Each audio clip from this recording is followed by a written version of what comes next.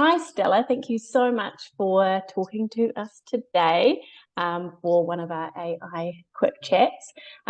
Stella is the Chief Learning Officer and co-founder of Stella Labs, which is a learning platform. So fueled by neuroscience, boosted by AI. Is that correct?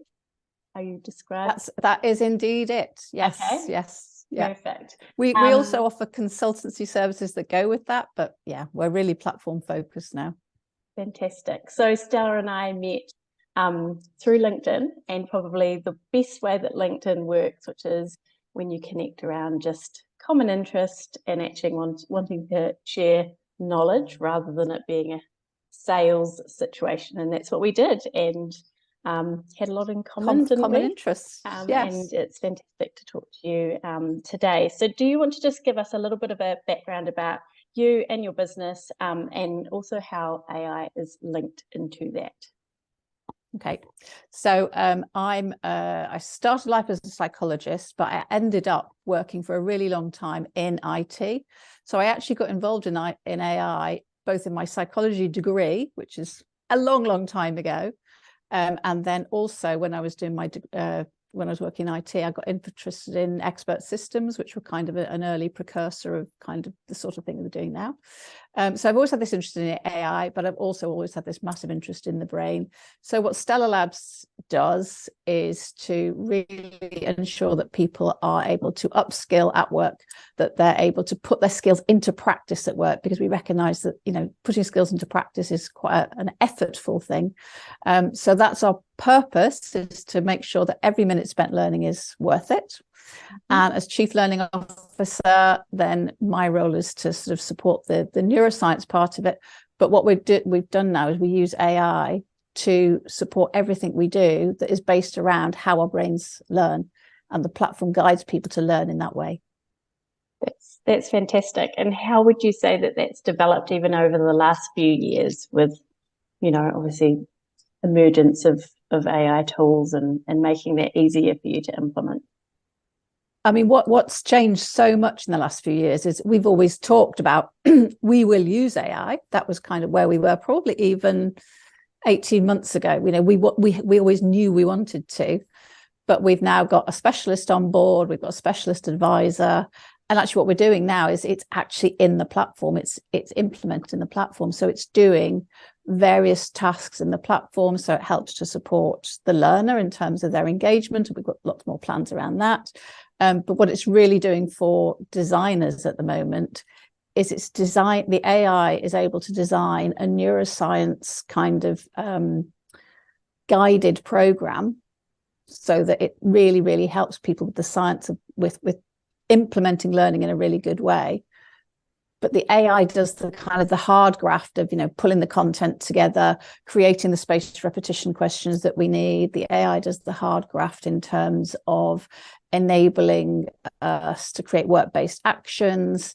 So the AI is doing all the kind of the bit that is a bit boring, and enabling designers, facilitators to do the really interesting, the creative bits and the kind of the validation pieces. So it's just been it's been such a change in the last few months even. Yeah.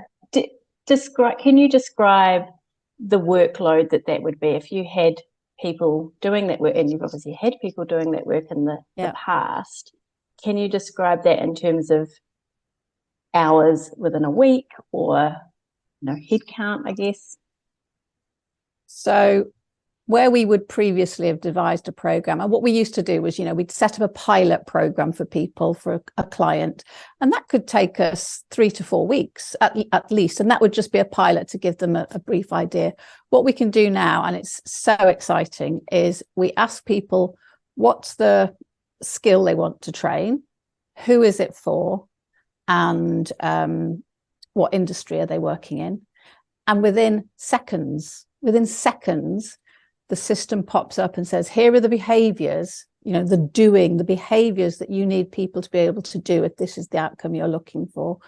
So at that point, you can then say immediately to your client or to whoever you're working with and say, look, are these the behaviors you're looking for? And they can say yes. And then you go, and then within minutes, it's created a prototype training program for you within minutes. So within a couple of days, you've then got, once you've looked at it and you've kind of, added some more of your own pizzazz and creativity to it, within 2 days, you can have a full program that is really focused on behavior. Yeah.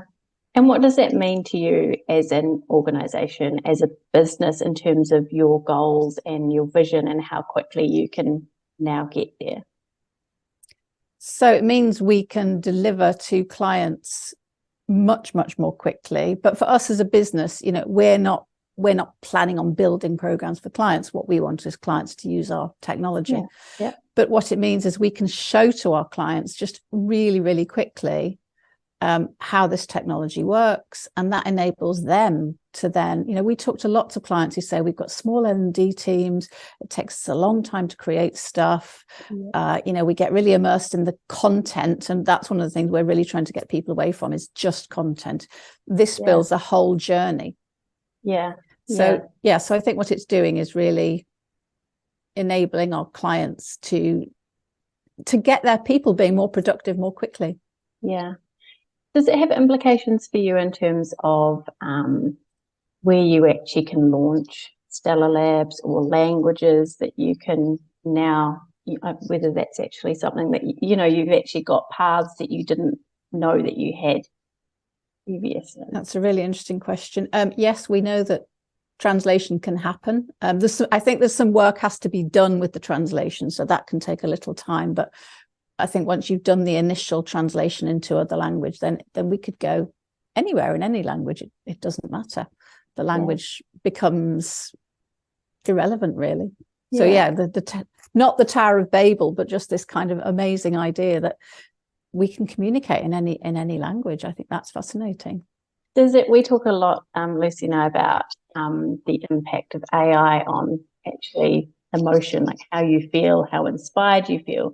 Do you feel that even in the last few months with what you've been able to do, does it give you sort of a newfound, passion? Do you feel more inspired by what you're doing?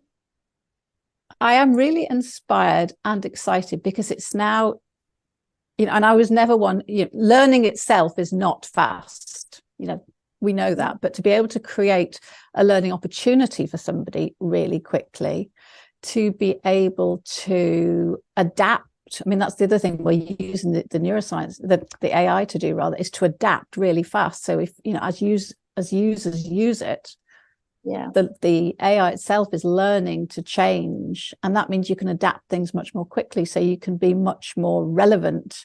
The context becomes, highly, well, it was always important for learning, but it becomes more relevant.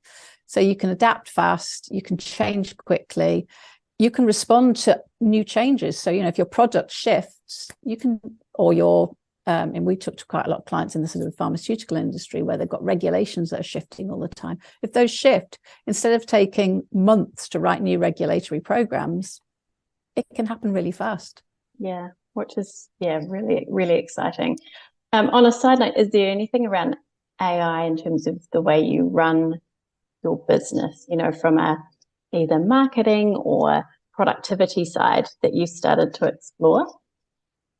I think almost all of us now, when we're asked to, do a task, we just run it through ChatGPT. If I'm writing an article for something, or and I know with the marketing team it's the same. If we're asked to write a report for something, we run it through ChatGPT first. You don't always get exactly what you need, but as you begin to get used to how it works, then it gives you a really good framework. But I think so that's definitely helping our productivity, because you've got that framework, and then you as the specialist can go and kind of say, oh, actually I don't want that piece, that's not relevant, or I need to add something in that's very specific. And I guess it's you're using your expert knowledge in a different way, rather than having to think about how you're formatting or phrasing something. That's there that you can then actually use that in a. It's more about collecting those ideas that are in your head, but if you actually have to do it, we know recall is quite a hard process. You've actually got to pull them all together, and I always think, have I come up with the right ideas? Am I missing something? But if you've kind of if you've done it through ChatGPT and you've got say you've got 5 ideas, then that's really easy to analyze really quickly. And then you can say, okay, but I think there should be another one, or that one should change. Yeah. Yeah. You've done some of that pre-thinking. Yeah, which can help for creativity, can't it? Because you're actually then building on that. Yes. Yes, having a framework. Yeah. In terms of the learning and the training industry as a whole, what impact will AI have even in the next sort of year or two, in your opinion? The impact I want it to have is that we really shake up the industry. Yeah. That we go from this, content heavy, always, people don't know where to find this content, but when they do get the content, there's too much of it. I really hope we go from that to being able to help people really apply what they're learning in the workplace. So using tools like our platform, so that they can actually start to take that into the workplace and apply it. So get practice, get spaced repetition. And that's what I really want. I have a concern that it'll just be a really, really easy way to generate more content. And that's really where we don't want to go. It's all about helping people to actually do their jobs better. And if we can help people be more productive, that's fantastic. Yeah, absolutely. And I guess it's that side of things often people say about the dumbing down, potentially with AI, the dumbing down of society. What you're saying, if just more content's just being written and sort of rolled out in mass, that is potentially going down that path, isn't it? It's like it becomes, that people aren't actually embedding their knowledge, they're not practicing what they're learning. No. And it is a concern that people will just start to ask AI the questions all the time and not actually have those. But that's knowledge, and knowledge is available. It's skills that we need. So it's actually, can you use that knowledge in a useful and productive way? And I think that by having really rapid access to what is hopefully useful knowledge, that should help you be more productive. Are there ways currently, even just from assessing whether learning has taken place, that AI can help with? I know that's slightly off topic, but like in terms of so if all of this content is going out, potentially maybe on the side of that, there's some tools to say, well, actually nobody actually has the skills, even though you've just rolled out 10 times more content. So this is actually something we're planning on building right now, is this assessment at the start of a program. And I don't like the word assessment, but a checking at the start of a learning journey. Yeah. To say, well, can you demonstrate that you already have these skills? Can you demonstrate you already have these behaviors? And if you have, then the AI can just say, well, you skip this particular part because you don't need to do it. You've already demonstrated that you have that skill. It needs to be validated by somebody else. But again, the AI can nudge, your supervisor, your manager to say, have you observed these skills in practice? And if that's happening, then you actually create a really personalized journey, because the person only needs to do the parts that are relevant to help them be more productive, to help them perform better, rather than spending time on stuff that, I already know that, which is just super demotivating. And happens all and a terrible waste of time. Yeah. I mean, even if you think about new hires, how often it's just, this is the training you do because this is the way we've always done it. Yeah. And it's in this format. And that person may have come from that exact role somewhere else. Yes. So potentially there's that side too. So potentially there's more content, but maybe there's better ways of measuring. Definitely better ways of measuring it. It enables measuring much more easily, because it enables connection between different people. And one of the things we've built into our platform is this idea that supervisors, we call them mentors, but it's most likely to be your supervisor or your manager, somebody who needs to be helping you actually improve your performance, improve your productivity. And if you're learning something new, they need to be able to validate that they're seeing you try out those new skills. But often for them, that's quite a challenge. How do I give people really good feedback on something that perhaps I'm not an expert in myself? But actually, we can also use the AI to help them with that feedback, help encourage them and support them. Yeah, that's an incredible thought, isn't it? Vision in terms of that, actually how much that could impact society. We've talked obviously a little bit about what you're excited about in terms of the industry. Like personally for you, what other things around AI are you excited about, and what you kind of are hoping to see? I think I'm just hoping to see that, I've not thought about it in a personal way before. I guess I can improve my own productivity. Mm-hmm.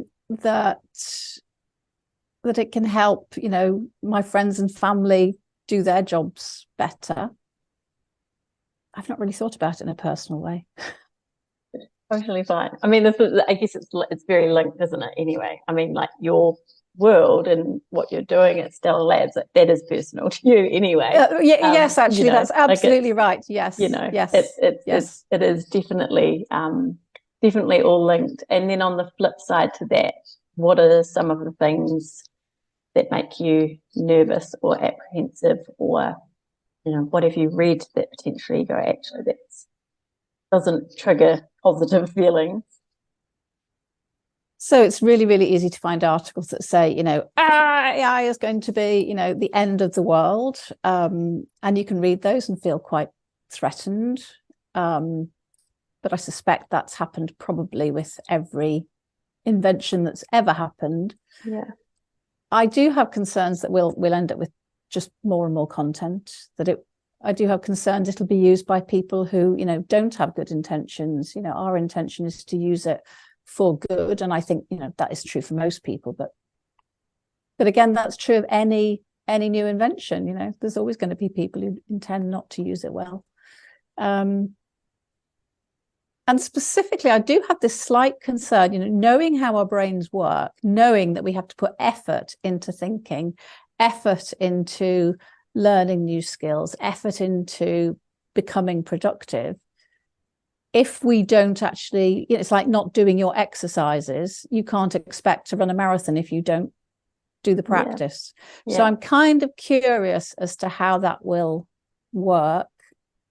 I kind of believe that, as we've talked about, actually it will take away some of the drudge work and enable you to do the exciting stuff. Yeah, but that's a slight concern. And there might be, everyone looking differently around what is a skill, like what are the skills needed to do a job, and what traditionally those skills might have been, and that actually moving forward, AI can do some of those things. So the skills are, they're different, or they might be more people focused than data focused, or there's lots of different avenues that could go down that could be really positive, or threatening to people. And I think that you can't predict some of these things. And I think I think we can't predict. There are people who are predicting, but I think it is just very new, and I think it's going to be hard to tell until it starts unraveling. But my understanding is that, as with most of these things, it'll probably go down a kind of a middle route where some people will win, some people will lose. I think where you want to be careful is not to try and understand it, not to try and be part of it, because I think then it would be very easy to get left behind. I think there's two things there. There's people who, I was talking to Donald Clark was speaking to a conference recently, and he was talking about, there are people in Africa and other countries where, they've only got one teacher between 100 children. Actually, if those children can have access to learning through AI, that really enables education across a much broader group of people. That would be really, really, really valuable. Oh, absolutely. I think there's some, amazing examples of that even happening now, and just in terms of speed of everything that's being developed, it's just incredible. In 6 months' time, what you've just said might just be a reality. Absolutely. African villages. I mean, that's amazing. You recently went to a learning conference. Can you tell us a little bit about that? And what I'm really interested in is just there was a lot of talk about AI, I imagine. That was. Tell us a little bit about what you discovered there. So I think there was a really interesting dichotomy between people saying, this is really, really exciting, but I'm quite scared by it. And that was most people. If AI came up on the conference bill, it was full of people. So all the talks about AI were really, really full of people. So people are certainly very interested, which is great, because we need to be interested in that kind of thing. If we're not interested in it, we will get left behind. But people equally were kind of like, I'm not really sure what it is. I need to find out more, which is, again, really, really positive. So I think the more we explore it and discover what is possible, that's really important. And the other thing that came up in the conference was that, this is not actually new.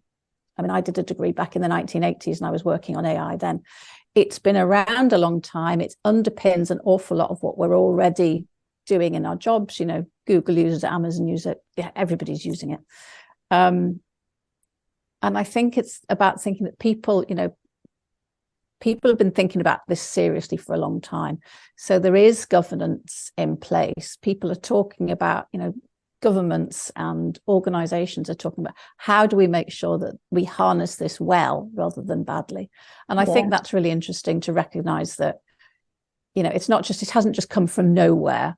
There are serious people seriously considering how we can make this a benefit to humanity rather than a challenge. Yeah, and I think that's probably where a lot of the fear comes from, is that it does feel like to a lot of people that this has just appeared out of nowhere, and it's this mythical sort of creature that you don't have a lot of knowledge about and you can't control. But I think one thing that we found is just people don't know where to get the information from, or don't know how to learn how to actually bring it into their day-to-day life or into their business.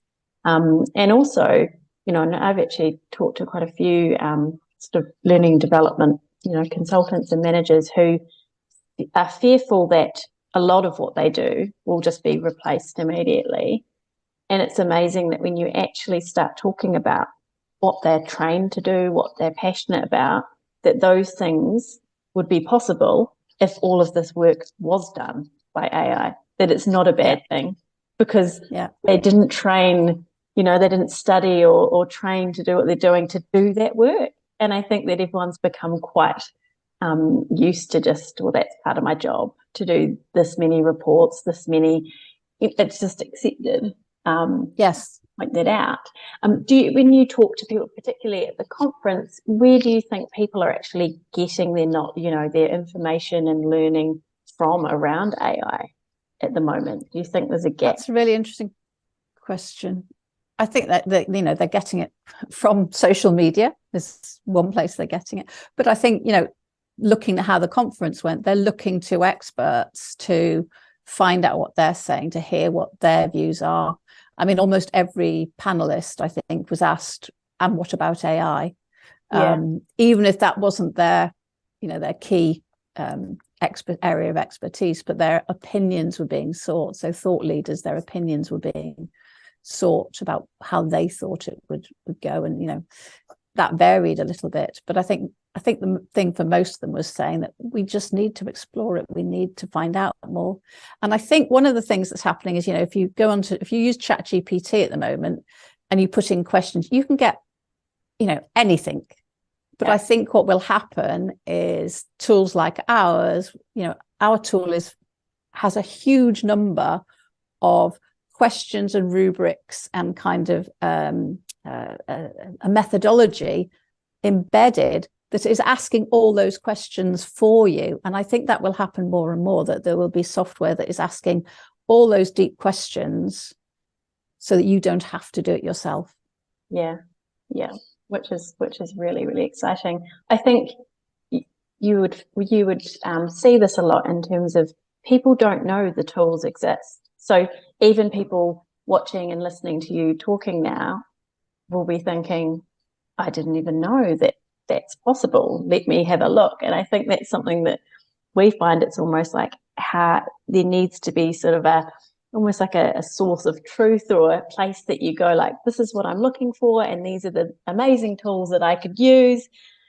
let me, it's really difficult for people, I think, at the moment to actually uncover the tools that might work for them, and I suspect, certainly in the ed tech area and probably every other technology area as well, everybody's experimenting with it.